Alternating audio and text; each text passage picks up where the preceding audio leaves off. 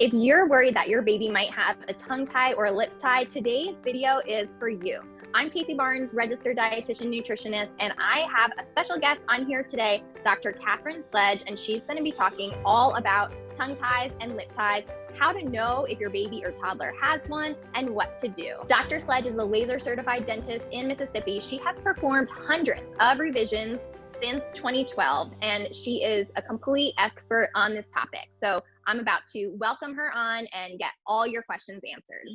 Hi, Dr. Sledge. Thank you so much for joining me today. You're so welcome. Thanks for having me. Let's jump right to it. So the first question that I would love to hear you answer as an expert who deals with this all the time, what is a tongue tie? Sure. So the International Affiliation of Tongue Tie Professionals, which is pretty much the highest organization there is surrounding this topic of professionals, calls it an embryological remnant of tissue between the underside of the tongue and the floor of the mouth in the midline that restricts normal movement. Okay, so hold on. I'm trying to make sure that everyone understands that. So what does a tongue tie look like? So in layman's terms, what that means is that every person has a little string underneath their tongue. If you lift your tongue up, and I'm going to do it, and y'all can laugh at me, but there's a little string that connects the underside of the tongue to the floor of the mouth. Everyone has one. It's called a frenum or a frenulum, but some people are born with theirs too tight or extending too far to the tip of the tongue. And when that happens and the normal movement of the tongue is restricted, it can impact all kinds of things. It can impact breastfeeding, when a baby begins to eat solids, and later on as they continue their eating journey, speech, even facial growth and development and airway development. Okay, now what about a lip tie? What's the difference between a tongue tie and a lip tie? Sure. So a lip tie is another frenum or frenulum. Everyone has them. There are several different actually frenums around the mouth. You have your, what people refer to as the lip frenum here, the maxillary frenum underneath the lip. And it's a similar concept to the tongue tie. When that frenum or frenulum basically doesn't, in development in utero, travel up and be released from that tissue as much as it should be, and it's kept tight and restricted, that's a lip tie. You can also have, these are lesser known, but a buccal tie. There are other frenulums in the mouth in these areas here and here, and those can actually also be restricted and too tight and need to be released. How do you know if a baby has one? So it's a very good question. It's not always black and white. A lot of people think, okay, well, I can just look at this and tell and know for sure if this baby has a tongue tie or not. Clinical exam and the way that it looks is extremely important. That's a big part of what I take into account in my exam.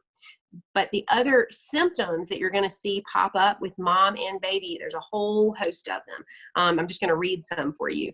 For baby, for an infant, you're going to have oftentimes reflux or spitting up, trouble breast and bottle feeding, excessive gassiness or fussiness, choking or gagging when eating, having to use a nipple shield for mom to be able to feel comfortable enough.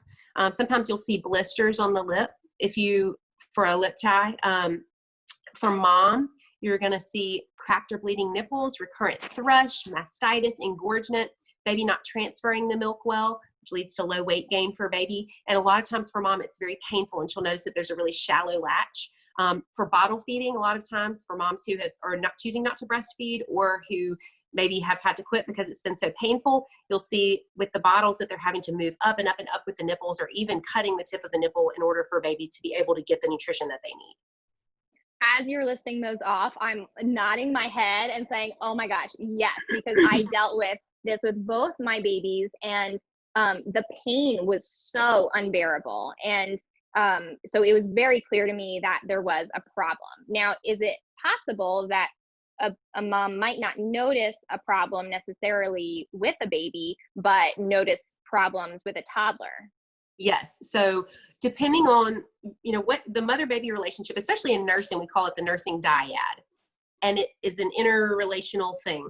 If mom has an oversupply, sometimes tongue ties will be missed because there's so much milk that maybe the baby's not having trouble gaining weight, or mom can nurse less often and the issue isn't noticed. Or maybe mom has chosen not to breastfeed, she's bottle feeding, and so she may not have the pain and realize what's going on as far as underneath her baby's tongue or underneath her baby's lip. And so things progress on into childhood or toddlerhood. And some of the things that you're going to see there are picky eating, being really averse to textures that are different when baby's eating new foods, trouble communicating, maybe delayed speech or lots of mumbling, packing food in the cheeks. That's a big one. When the tongue is very restricted, it can't move from side to side to remove the food from in between the teeth. And so that's when, that's another sign you're going to see. Even things like restlessness at night with sleep, hyperactivity, because when a child's airway is underdeveloped, which can be impacted by tongue tie, that's one of the possible ramifications of a tongue tie. You're going to see baby or child not getting as much oxygen when they sleep. It can even lead to things like obstructive sleep apnea in children. So there are lots of things that it can affect and impact, and symptoms that you might not necessarily realize are connected. That's really interesting and honestly eye-opening to see that there are so many different ways that it can affect your little one. Is this something that a pediatrician or a lactation consultant would routinely check for if you're coming in with any sort of symptoms? Unfortunately, the way that our healthcare education system is set up right now, tongue tie education is missing or dismal in most medical schools and even dental schools. Most pediatricians that I know had no training on this whatsoever in medical school. As an oral physician or a dentist, I had probably 2 or 3 slides in one lecture in my 4 years of dental school. I had to go and seek out additional training after my professional schooling and continue to do that each year to really become proficient in this particular surgical procedure and examination and all of those things. Lots of times, a question that I get a lot is, okay, well, my pediatrician, whom I just absolutely love, or my family friend who's a doctor, says that I don't need to worry about it, and baby will probably fall and it'll rip open and it'll take care of itself. And how do I know who to trust? Because you're telling me this one thing, and this doctor that I trust is telling me something else. And I usually just tell them, I absolutely love our pediatrician personally, and most of them that I know, but they simply did not have the training. And it's not that they don't care and they're not incredibly intelligent, because they are. They just have not had the training in this particular issue. And so many of them will shy away from treating it, or they may do an exam, but it's not done properly. And so they're not able to really tell, does baby have a tongue tie or not? So I would encourage your watchers or listeners or followers to check out the International Affiliation of Tongue Tie Professionals website. That's a good place to go. Local mom groups or La Leche League groups are good places to go to figure out if they want to have their child assessed, which is never a bad idea to just have a consult and rule it out, to go to a provider who is very experienced and treats these issues regularly. So if a parent has a concern, one of these symptoms or a variety of these symptoms that you mentioned before, they go to their pediatrician, they don't really get an answer from them, then their next step would be to go to one of these websites, and I'll link them below, to find a professional who specializes in this and get an evaluation. So once they get that evaluation, then what happens from there? Do we always have to repair a tongue tie, a lip tie? How do you know if it needs to be repaired? Walk us through that process. Sure. So obviously every case is different. Personally, I try to be as conservative as I can, but based on what the current research says with how tongue and lip ties can impact children's future development, not just the breastfeeding relationship right now or other issues that may be happening right now, but in the future and their facial development. If there is a tie, I pretty much, the majority of the time, I'm going to recommend that it be released or repaired, to use the words you used. It's a simple procedure, especially when done with a laser. There are different options out there. Some providers choose to use scissors. I don't, because I believe a laser is much better. I use a CO2 laser, and it's about a 15-second procedure when done with a laser. Very little post-op pain, little bleeding, little to no bleeding, and it's quick and easy for a baby. It's probably about the same amount of discomfort as they would feel with like a heel stick or something like that, maybe a routine vaccination. And sometimes not that much. With older babies, we use a little bit of topical anesthetic. With the little ones, what I've actually found, and my colleagues around the country who do this as much as I do, most have found that with the little tiny nursing babies, 10 seconds of discomfort is easier for them than having 30 minutes of their mouth being numb and not being able to nurse or take the bottle. So most babies that I treat immediately go nurse or take their bottle, and mom often, if she's a nursing mom, feels an immediate difference in her level of comfort as she's nursing babies. So like I said, the procedure is very short, and you're able to go right back to mama and daddy, and it's really not too difficult on baby.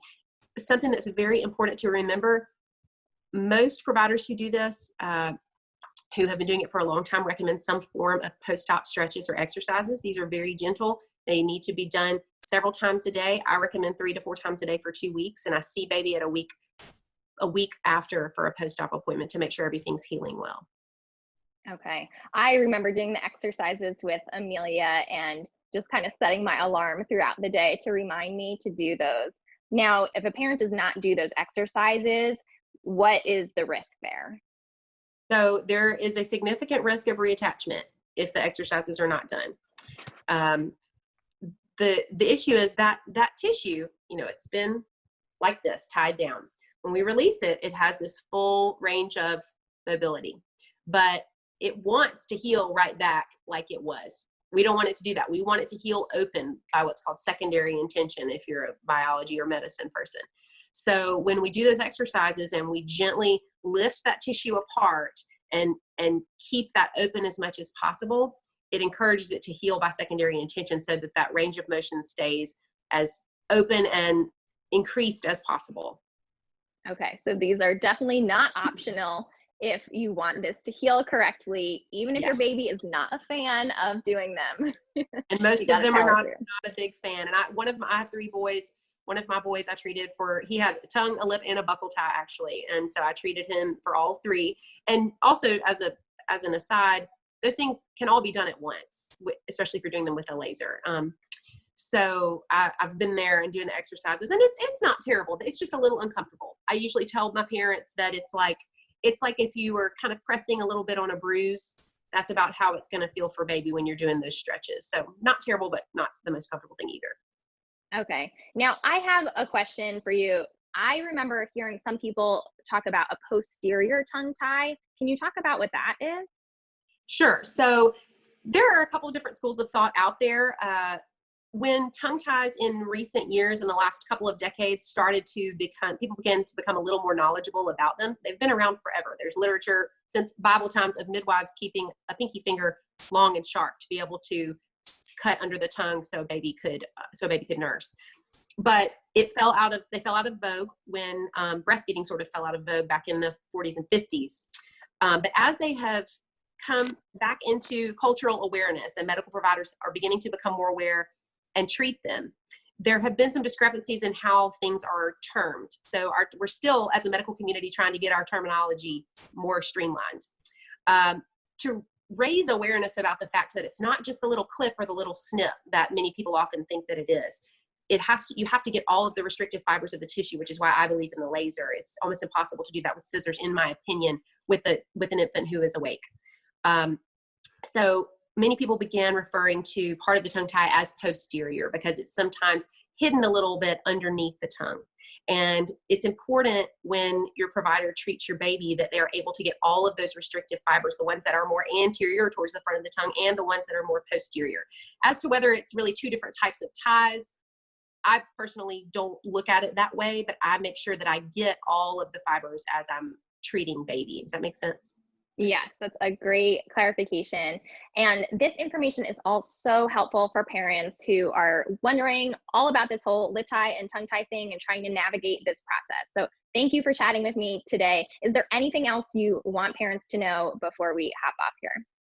I do want to add one more little thing, and it's to be aware that when you hear the words clipped or snipped regarding a tongue tie, when you maybe hear that was done in a hospital by neonatologists who are wonderful providers as well, but may or may not have had much training in tongue tie, just let those words, clip or snip, kind of raise your ears a little bit to make sure that person is knows exactly what they're doing and is getting all of the fibers of the tongue tie. Because sometimes when a provider uses the term clipped or snipped, it's just that very frontmost portion of the tie and the whole restriction isn't taken away. And often what happens is parents will say, oh, it didn't really make, I got my babies clipped and it didn't make a difference. Well, no, the issue is that it was not done properly. Thank you so much, Dr. Sledge. If people want to find you, where can they do so?